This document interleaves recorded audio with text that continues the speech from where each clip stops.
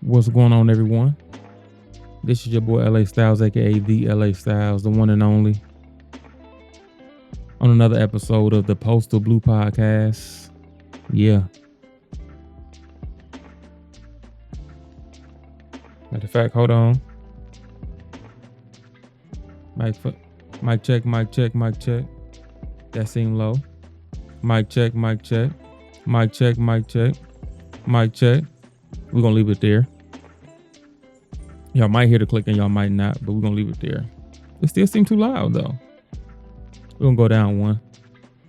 Leave it there. She'll auto balance anyway. I hope. We'll find out. But what's going on, y'all? Welcome to another episode of the Postal Blue Podcast, a mid-week episode. Right, again, remember I did say that these will start toning down, right, as the further we go. We really using a lot of the midweek episodes, which we used to call the 0.5s, to get more information out faster, right? So nothing's changed. Same old, right?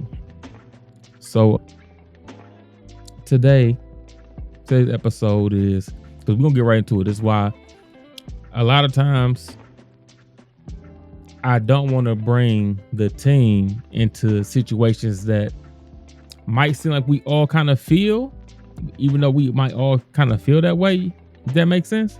And I just want to say it so if any shots be thrown, they can come towards me. I'm used to fighting those, right? This is one of those episodes, right? So I definitely want to get this out the way while I'm by myself, right? Just in case any shots are thrown from either side, management, union, whatever the case is, right? This episode is titled "My Problem with the NALC." Okay, my problem with the NALC is not everybody's problem with the NALC, right? Everyone has their own fights. Everyone might feel like they're getting slighted. A lot of people might feel like they're not getting slighted. Some people might be getting proper representation, but then there's a lot of people, that has to be a lot of people, that's not getting proper representation or clear representation or full representation. I think that would be my problem. I guess this is my opinion and my point of view, right? To cut right into it, and then we'll speak about is, I don't feel like the union fights hard enough, right? I feel like at this point, the union has one gear, right? And that's the first level of what used to be the first level or the first initiative of the fight, which was, we'll file a grievance, right?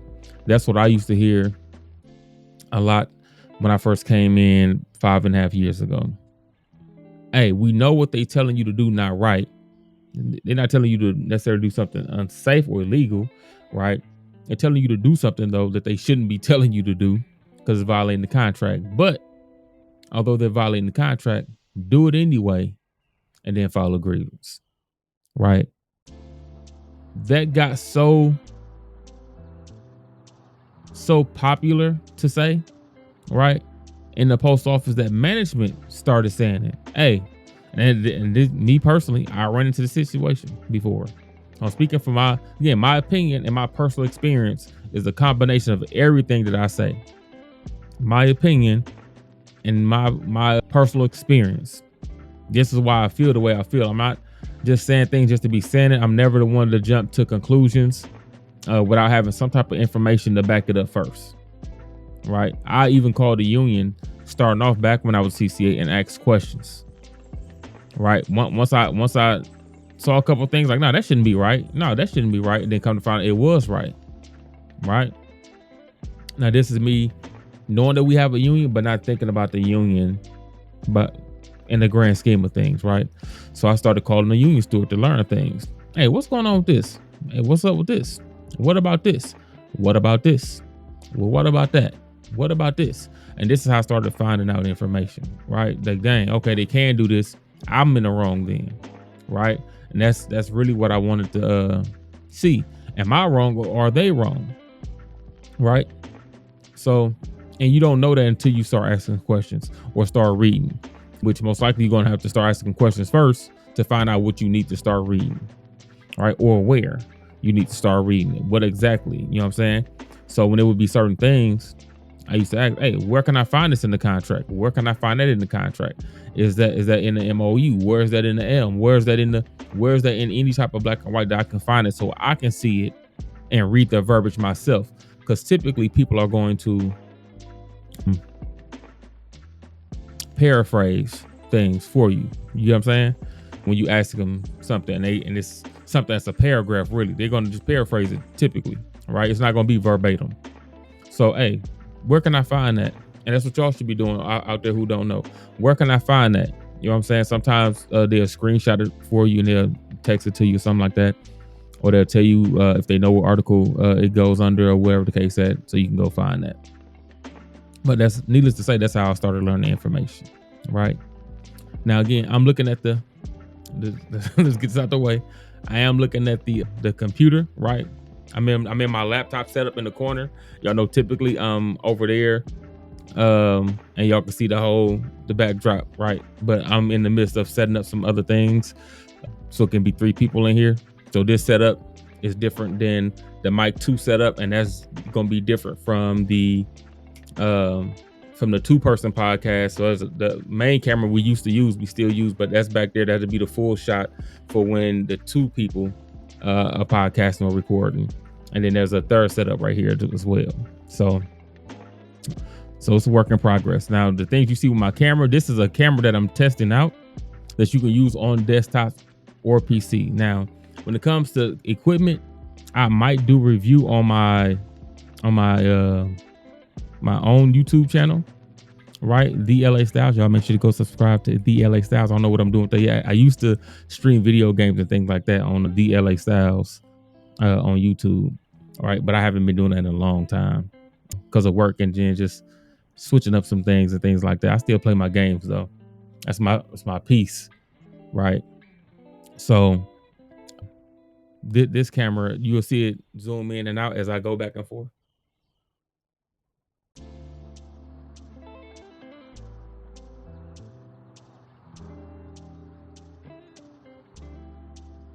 See, and it does that automatically, and it's very, very, very inexpensive. Supposed to be a 1080p camera, right? It's AI assistant, of course. That's the doing all that.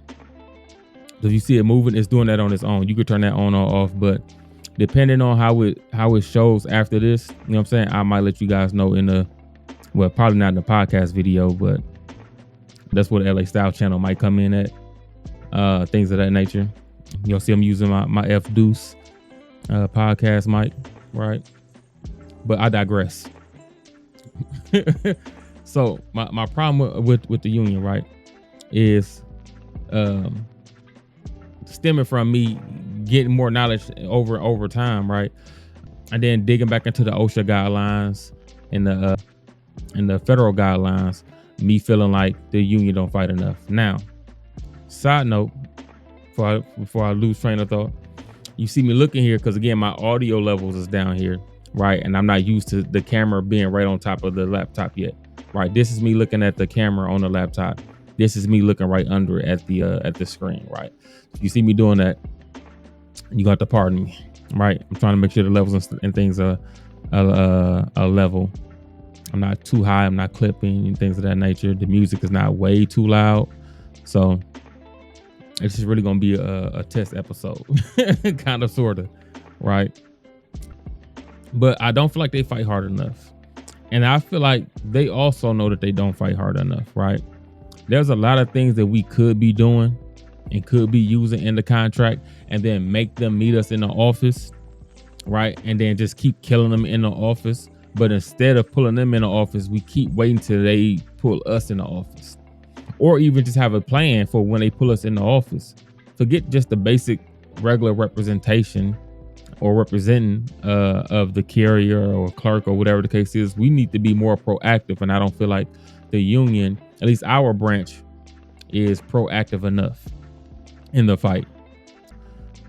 If I was in the union, man, I have federal lawyers, and I'd already talked to federal lawyers behind the scenes, just ask them questions because I'm preparing. I might be preparing to do my own thing. You know what I'm saying? And get some class actions going on because I feel like at this point in time, they almost come off like they do so little. That's what it comes off. Again, my opinion comes off like they do so little that I start to look at you like, are you in leagues with them? You know what I'm saying? Like, are you helping them? Because I got no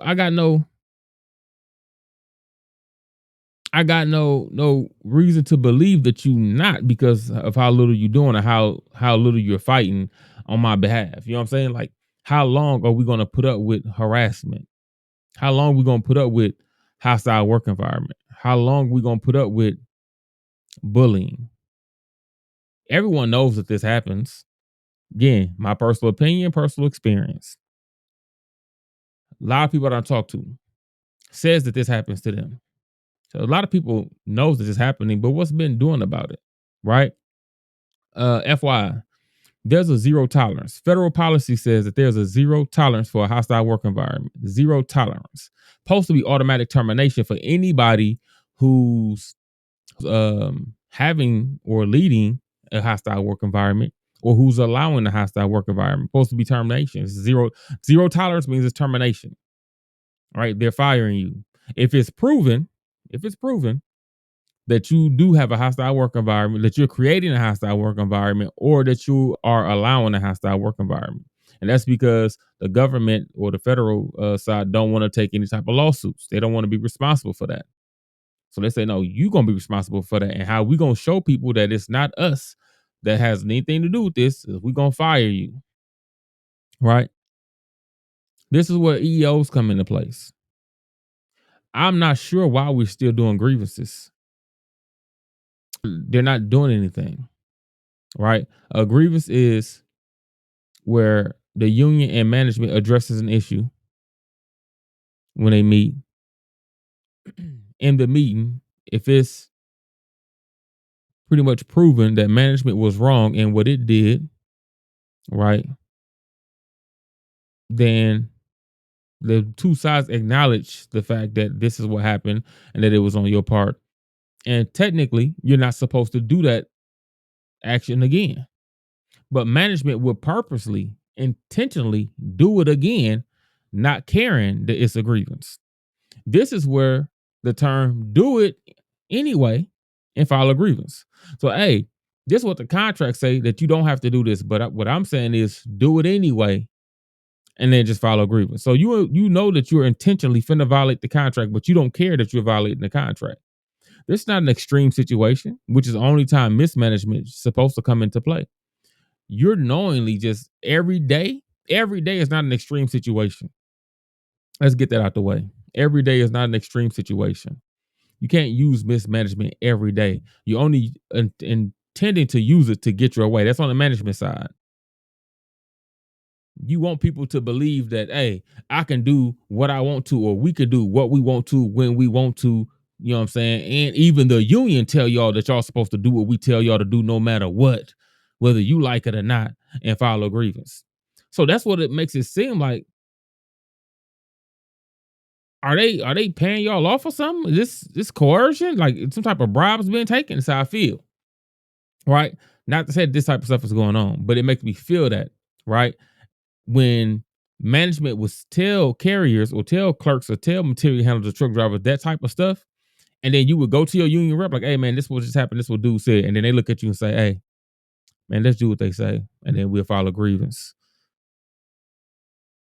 And then 2 days later, you back in the same boat where they telling you to do the same things. Hey man, did we file a grievance last time? Yeah. Did we win the grievance last time? Yeah. So it was proven that they was wrong, right? Yeah. Okay, so what you want me to do? And just do it. We'll file a grievance again. Why are we still doing it? Why are we still doing it? Is my question. If they're not supposed to be doing it. This is the part I really don't get. And me personally, I would not do it. I will not do it, and I'll meet you in the office whenever you want to meet in the office for a failure to follow instructions. All right? Because I'm only following proper instructions. I'm talking about me personally. Only following clear instructions, right? I don't do mismanagement, not intentionally. I don't do mismanagement. So you gonna have to whatever, and we're gonna have to meet in the office on this.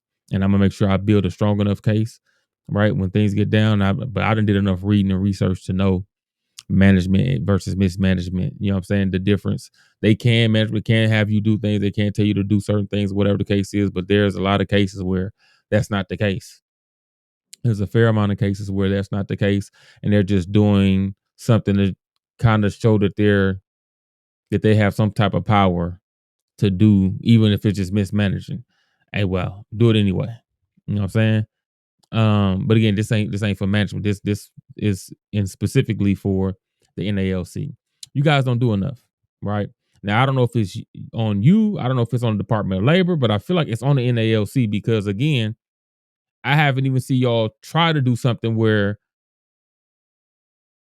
the Department of Labor, DOL, will have to check you in like, hey man, you going too far. You gotta step back a little bit. I haven't seen y'all ever get close to that. I haven't seen anything outside of file a grievance. I haven't even said, you know what? It's what we're gonna do. But this is only for the strong, right? We need to start fighting cases. So when they having you do something, if it's super improper or whatever the case is, don't do it. When they say you're gonna be failed to follow instructions, say, hey, I'll meet you in the office, and then I'm gonna get the stewards up to par to whatever defenses is that we're using going forward per the contract. Not telling you to do something outside the contract or violates the contract, right? And then we're gonna get our defenses up, meaning we're gonna learn more and more and more to have better defenses when we go into the office because we're gonna cut down severely on this mismanaging thing, right? If I don't see that, which I haven't saw that in the 5.5 years I've been in now, it could have happened, could be happening. Maybe some stations, maybe with some people, maybe sometimes, maybe sometimes of the year. I don't know. I have personally have never seen it in the 5.5 years that I've been with the post office. And I find that strange, right? I have been in a situation where carriers came to work and it was a little past our work time and I called the union. Hey, what time management supposed to be here? What is our obligations if we come here on time and the station is not open? We can leave. Sure. Okay. What I got to do? Take a piece of paper, sign all your names on it that's out there, leave it on the door, take a picture of it on the door, go home. Because you're not obligated to contact management to see where they're at or what they're doing or what time they're going to be at work. They should have been at work hours before you. Okay, say less. Hey, everybody, come on. Where we going? We gotta sign this piece of paper. I got a piece of paper. All the carriers signed their names on it. Put it on the door. Hey, we was here. Take a picture of it. Everybody got a picture of it. Take a picture of it. You know what I mean? Because you can verify that your name was on it, and your picture has a time stamp on it on what time you was there, and the building not open for us to work. And we all went home, and we all got paid. We all got paid, and that wasn't a particular fight against my my management itself or my manager or my supervisor team itself. It wasn't nothing personal against them. It was against the company as a whole, man. And it was wintertime and we just all out here. And yeah, we could sit in our car, but sit in our car to win. Win. How long are we sitting in this car? You know what I'm saying?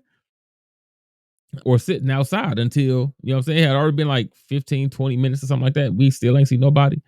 I'm like, man, we supposed to be out here to win. Like it's cold as a mud. You know what I'm saying? Burning heat in the car, burning gas. And I'm like, man, we ready. We came to work ready to work. But somebody should have been here like 2 hours or anywho. So then that happened. Right. Then things changed again. And I got my first taste of an EEO. Called the EEO consultant. I talked to him. Okay, what's this? What's this? What's that? Get my information. Get my information. Now, if anybody know me, which not too many people do, I love information. I love information, right?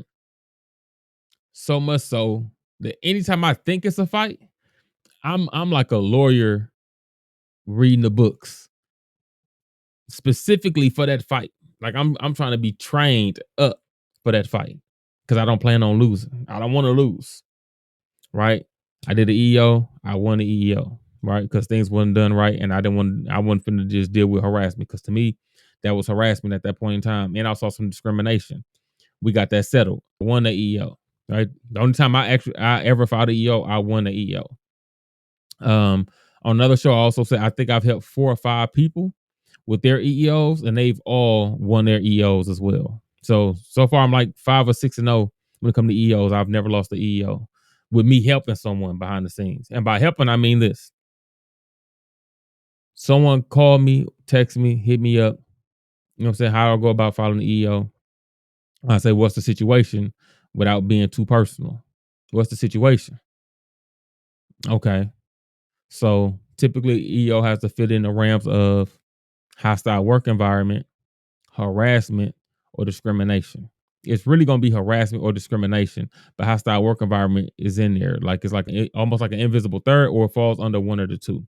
It might fall under harassment, but it's in there, right? So I say 3: hostile work environment, discrimination, and there's various forms of discrimination such as race, ethnicity, gender, age, handicap, right?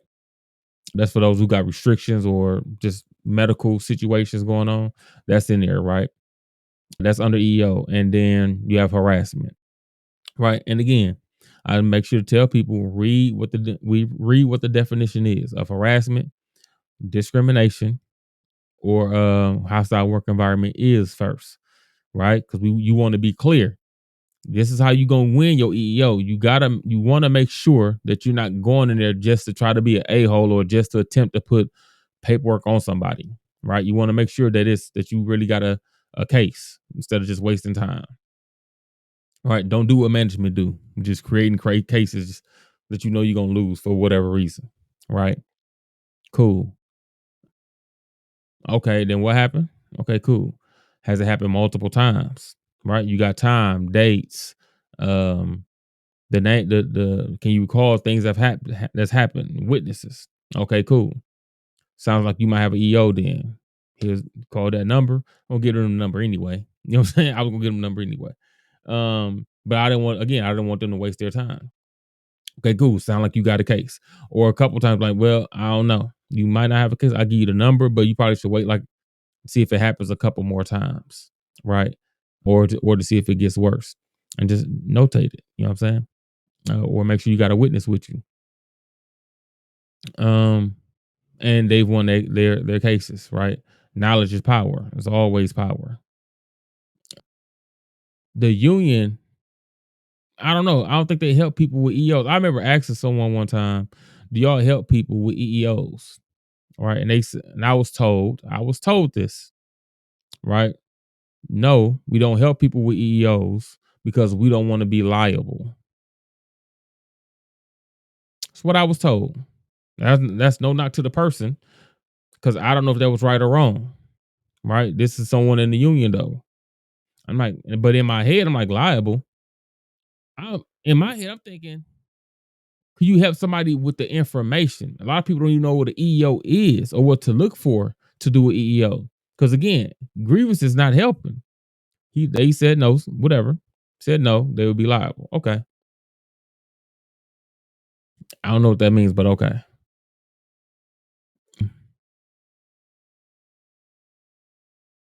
I don't know. It's to me, it's almost like things like that. Because the EEOs is a high level fight for the union against management. So I don't know why they wouldn't use that tool again, just to inform. These are still people that's in your union that's looking for information that your grievance can't help. So if I don't file the EEO, the only thing you gonna tell me is, LA, keep doing what you're doing, but file a grievance. But why would I do that if I have an EEO and I can completely stop them from doing what they're doing? You get what I'm saying? I can stop them in their tracks with a proper EEO, from doing what they're doing. There's a possibility, again, depending on what it's for, what I can prove. Depending on what it's for and what I can prove. I can possibly stop this action. So why wouldn't I do an EEO? Now, they wouldn't tell me not to do an EEO, but they wouldn't help me get the information to do one. I find that weird, me personally. For somebody that's my union steward, right? My union/union steward who's supposed to represent me like a lawyer, and I'm asking for assistance for information. I'm not asking you to file an EEO. I'm asking for information so I can do it. And you tell me you can't help me, but I'm paying you every month. What am I paying you every month for? What are we paying the union every month for if the only thing they're going to do is tell us to do it and file a grievance? Mind you, I don't have to pay you in order for you to still tell me that. For those of you who don't know, you don't have to pay the union and they still have to represent you. Did y'all know that? Now, again, I don't know this is for all unions. Again, this is the Postal Blue Podcast. This is about the employees of the post office. Those are the people in the post office. Did you know that you can opt out of your union, not pay them, and they still have to represent you regardless? So if you don't feel like you're properly being represented, if you don't feel like you're properly being defended, and that your representation just keeps letting management get over on you, stop paying them. That's what I would do. Stop paying them. Right? What who pays a lawyer that keeps letting them get charges? That keeps letting them get charges. I keep going to jail and I keep getting the full term. What about I can do this on my own. I might as well just defend myself for better or for worse then, because what good are you helping? Especially if you're gonna tell me just do what they tell you. I can do that without paying you, sir and or ma'am. So what am I or are we paying you guys for? If the only decision you can ever make is to come back to the table and tell us, keep doing what management telling you, but file a grievance. At what point do I say, hey man, I don't want the grievance money. I don't want to do the action. Forget the grievance. If it's money, if it has a monetary value, forget the grievance. I don't want to do the action. Why are they able to keep forcing me to do something that I don't want to do if it's a violation of the contract?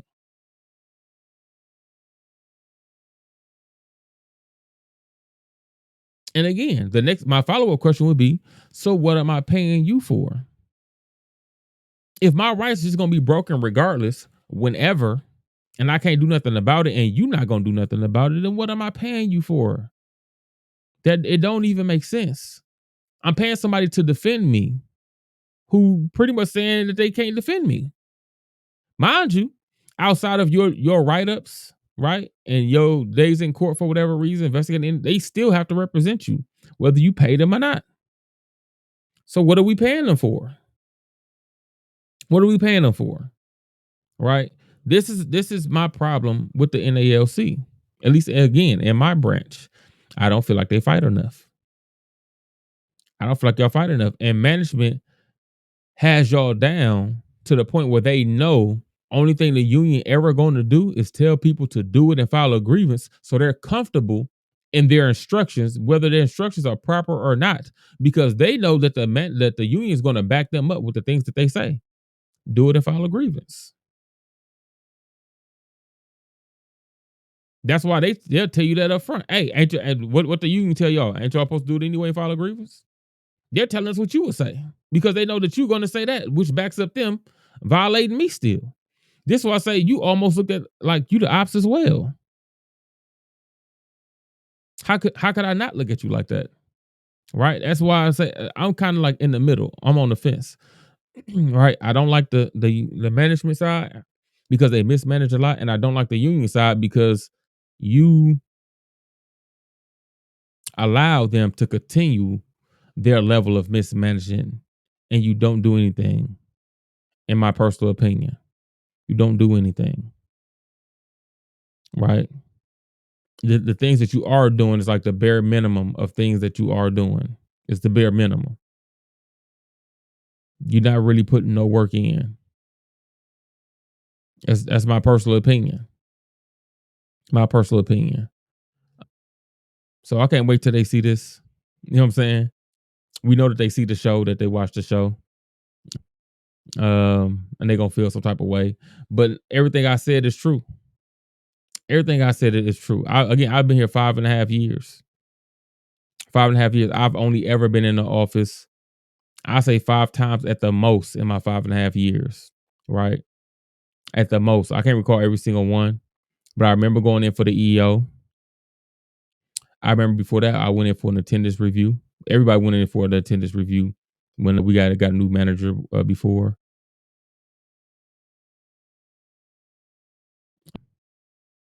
I went in for a letter of warning after attendance review.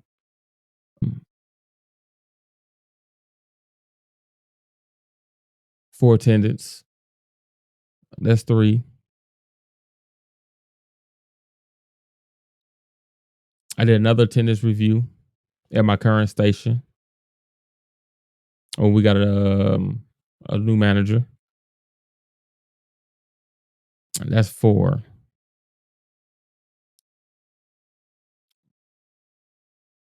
It might have only been those 4, but I still say 5 because maybe I'm forgetting one. 5 in my 5.5 years. I've only ever been pulled in the office 5 times. And one of the times was to put paperwork on management. 2 of them was attendance reviews, and one of them was a letter of warning for attendance. Right? Which is an easy fight. So, well, depending on what you're doing, right? Depending on what you're doing. But we got to do better, man. We got to do better, and we got to be more proactive when fighting management. And if the union not going to do it, then hey, Postal Blue will be here to give you whatever information that you feel like you may need for whatever fight you feel like you in. And again, if you don't feel like you're getting that proper representation or the proper representing when you do go in your days in courts and things of that nature, and take your money back, right? Stop paying them. That's the very least you can do. Okay, well, I'll just stop paying you then, right? And to do that, you got to make sure you get your paperwork in around your anniversary date. Find out what your anniversary date is, right? You send this letter. You get this paperwork that the management can print for you.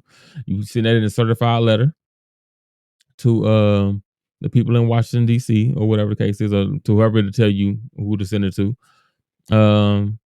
And you they have to stop paying them union dues, hit them in their pockets. You know what I'm saying? They get hundreds of y'all, if not thousands of y'all, that stop paying them. Then they look crazy because they get paid from our union dues, especially the ones that's like in the higher union, that's like at the union halls and things of that nature. They get paid from your union dues. Don't pay them.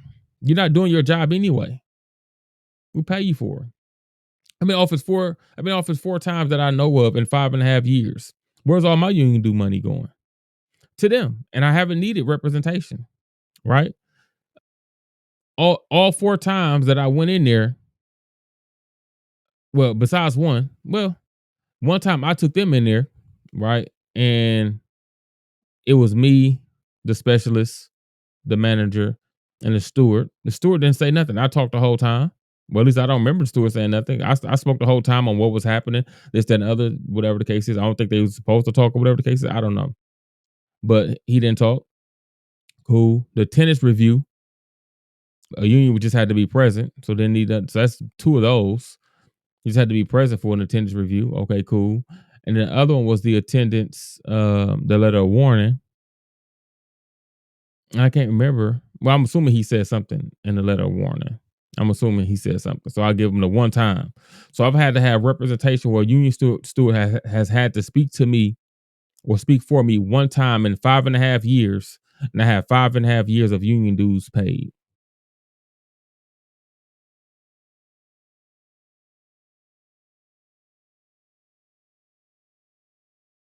And still get violated. Possible. Well, I'm one of the few. It's hard to violate me, right? Because I got the information, but a lot of people don't have the information. So that's my problem with the NALC. They don't fight enough. Now maybe your branch does, wherever y'all located. Y'all let me know in the comments below where you located, what branch you might be under. If you don't want to put your branch down there or don't know your branch, just let us know if your union fights for you, right? If you get proper representing when you around. How many rallies have y'all done? Do y'all do rallies, right? Are you getting paid fairly in your current contract, upcoming contract? How many of y'all know or don't know what they're fighting for in your upcoming contract, right? That's a conversation that we need to have. So whatever you listen to this on, let me know in the comments section below on what it is. Represent your branch. I ain't gonna say it right now. They got a specific episode coming, right? But these are my personal feelings, right? And again, two of my sisters, Watkins and Fee, they both are union stewards, right? I didn't want to involve them in this, right? And they under two different unions as well. You know what I'm saying? So my sister Fee in Ohio, shout out my sister Fee, and Watkins is here in Wisconsin, but they're under two different unions. They union stewards, but I know that they feel similar to how I feel, that they don't fight enough, and it shouldn't be no problem with knowing where your side lacks. When I'm on the desk, that I speak on the desk work all the time. I was on the desk today, and I just spoke on ill against the desk while being on the desk. It's things that's not done proper. That's just what it is. If they don't like it, then stop doing it for me to talk about. It wouldn't be the mismanaging and the fact that things are not working gives me content. If things work, then that wouldn't be done to say. It'd just be happy days, good days. What happened, y'all, this week? Y'all good? Dogs chased y'all. Dogs chased y'all. He got chased by a spider. That's what the conversations would be. But instead, we'd be having to have these weekly because things just don't go the way it's supposed to go. No day, no given day at all. Right? There's a consistent mismanagement and consistent lack of fighting every single day. And until that ends, then hey, y'all gonna be content then if that's the case. Y'all gonna be content for the masses until something gets done. Also below, let me know how crispy y'all think the camera is. You know what I'm saying? I don't know if I gotta wipe the lens. It don't look like it's dirty, right? Look, I can see the mic. The mic looks crispy. The back looks crispy, but I don't know what my face look like. You know what I'm saying? But yeah, let me know in the comment section below what y'all think the video looks like. How's the audio? With that said, though, I'm gonna get up out of here. I appreciate y'all. I appreciate y'all. Get informed. That's the way to fight. Get informed. Whether it's on EEOs, on grievances. Me personally, I think we beyond grievances, so I'm taking it straight to EEOs at this point. If it's a case for it, which how they continually mismanage, there should always be a case for it because the consistent mismanaging opens up the door for harassment out the gate. In majority of the cases I've seen for continuous mismanagement opens up the door for harassment. If you know how to look at it, and again, read the definition of harassment. All right, read the definition of harassment. But there should be like a class action harassment suit or a class action hostile work environment by now from the union, and it hasn't happened yet. And I'm waiting. And at some point in time, I'm gonna get to asking the right people what's going on, and then I'm gonna come to the conclusion that you are with them. That's me. That's me. You have to be with them because you're letting them slide with too much stuff. Too much stuff. Right? With that, I'm gonna get up out of here, man. I'm your boy LA Styles, aka the LA Style. This has been my problem with the NALC or my beef with the NALC. Right? Still all love. Right? This the only way we gonna grow is for people to get their feelings out there. I am a carrier still at the end of the day. Although I do participate in the desk at times. Um, But again, that's the union dropped the ball on that too. You know what I'm saying? I've tried to be a union steward way before I tried to be on the desk. That was an epic fail. Never happened. Kept getting to run around for a long period of time, and then it never happened. Then I tried to be an instructor because I was already a trainer in the stations. After I made regular, I tried to be an instructor before and go downtown and then give the people the information. Right. So union, I tried to give people the information, tried to help where I could. That failed. Right. Never made it to be a steward. Then I tried to be an instructor, right? Because I'm already giving people the information. You know what? What's the next level? I can get a whole class the information. Cool. Tried to be an instructor. That never happened. Never got an email back about it. No, nothing. Supposed to put my name on the list. Or same thing with the that I heard about the union store stuff. Put my name on the list. It never happened. Right. Put my name on the list for being an instructor downtown for orientation for training. Never happened. Right. So I got to make a difference somewhere. So if I got to go to the desk to make the difference, right, I can kind of block men and chop them off at the feet. Now I'm the person in the station that's giving instructions, and I can do it that way. Right. And now the union seems to kind of be, I ain't gonna necessarily against me, but they don't look to talk to me now that I'm on the desk. But it's like, I'm doing your job though from the desk side. I'm doing your job, y'all jobs, but from the desk side because y'all won't let me do it from y'all side. Who fault is that? Who fault is that? Right? Cool. I take that. If that's the case, I'll take that. Right? I'm never gonna step down and wait 2 years to help people a day in my life. A day in my life. This that part is to the union. I will never step down from being a 204B purposely. Clear that purposely, so I can sit around and wait 2 years without helping people, so I can satisfy some need of yours in order to be a steward. That would never happen. I'm never waiting 2 years to help anybody. That's union politics. Y'all deal with that. With that said, man, I'm gonna get up out of here. I'm your boy LA Styles, aka the LA Styles. I believe this has been episode 12 of the Postal Blue Podcast, and I appreciate y'all, man. Y'all make sure you hit that subscribe button, that follow button on whatever platform you're listening to this on. I'm about to get this up right away, so hopefully this get to you in the morning. I appreciate y'all, man. The views is nice. The listeners are there. So clearly somebody is getting the message. A lot of people is getting the message that, you know what I'm saying, they liking the content. We appreciate that. Sharing is caring. If you found this video helpful, make sure to share this with someone that might be in a situation, your coworker, or whatever the case is, that can also get the same information that you got, right? Let them know where to find it. Also, make sure you rate us on whatever it is that you're streaming us on. That helps a lot.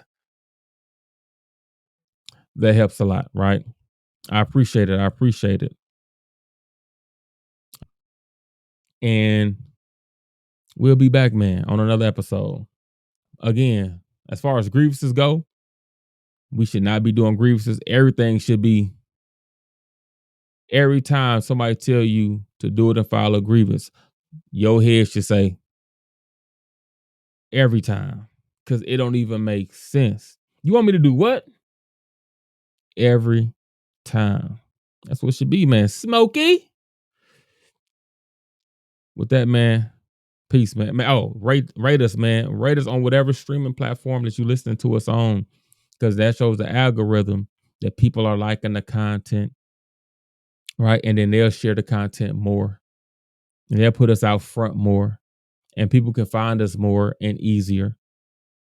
And all that helps the community that we're trying to grow to find a bigger solution on fixing this problem, right? Hey, listen, Postal Blue Union sounds like that could be something. You know what I'm saying? Hey, NALC not doing their job. Hey, man, we got another union we can go to, at least as far as representation go. You know what I'm saying? We call the Postal Blue Union, and they represented the fight way harder than the one we got. Who knows, man? Only the future can tell. You know what I'm saying? I'm just throwing it out there. That's anything is a possibility. Not that that's gonna be a thing, but anything is a possibility, man. Appreciate y'all, man. I'm gonna get up out of here, man. Y'all make sure to like, share, subscribe, comment in the comment sections below, and rate us on whatever you listening to us on, man. We'll be back, man. Peace, love. Make sure everybody be safe. Stay safe out there. Keep your head on the swivel as far as my carriers go. Make sure you got your mace, your dog spray, your dog horn. Make sure you carry your satchel. I don't care how light your mail is. Y'all make sure to carry the satchel that is a part of your uniform, right? Dog spray, dog horn, satchel. If you ain't got that, you wrong. Whether you use it or not, you supposed to have it on you. If you don't got it, you wrong. Stay safe, be safe. You know what I'm saying? And I'll see y'all on the next one. Peace.